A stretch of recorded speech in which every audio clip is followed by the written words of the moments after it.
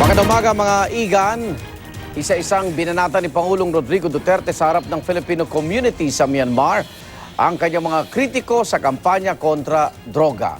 Bukod kina Senator Laila de Lima, Senator Antonio Trillanes at European Union, nakatikim din si Vice President Leni Robredo ng batiko sa Pangulo dahil sa tila pagmamadali nitong umupo bilang presidente. Mula sa Myanmar, narito unang balita ni Dano Tingkungko. Sa kanyang talumpati, pinatutsadahan ng Pangulo ang kanyang mga kritiko. Una, si Vice President Leni Robredo na tila nagmamadali raw na umupong Pangulo. So ngayon, dito ako sa droga.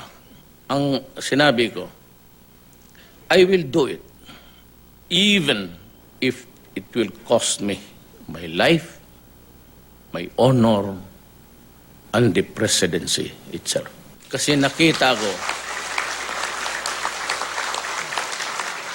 na mga kalaban ko, gusto akong si Leni, apurado masyadong maging presidente. Ito ang unang beses na nagsalita ang Pangulo matapos lumabas ang video ni Robredo ukol sa umano'y palit-ulo sa mga naaresto sa droga at mga warrantless search sa gitna ng kampanya ng gobyerno kontra droga. Sa kanyang talumpati sa Filipino community, muli rin niyang pinatutsadahan sina Senadora Laila de Lima at Antonio Trillanes IV. Tapos ito sila si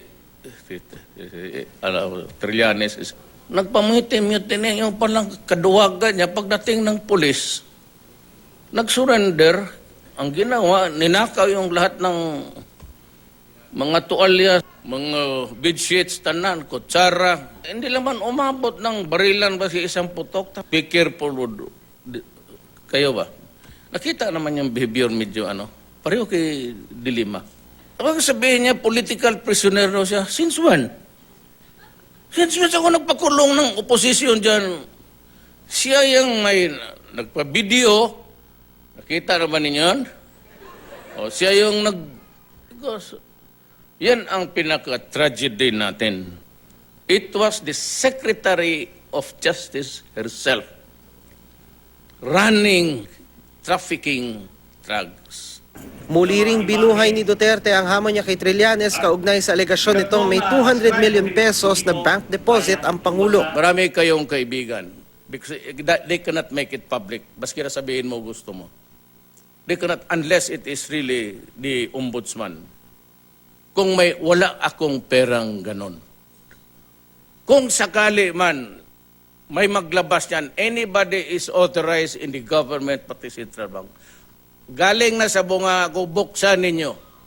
Kung may ari ako ng ganon kalaking pera, magre-resign ako bukas. Yan ang guarantee ko sa inyo.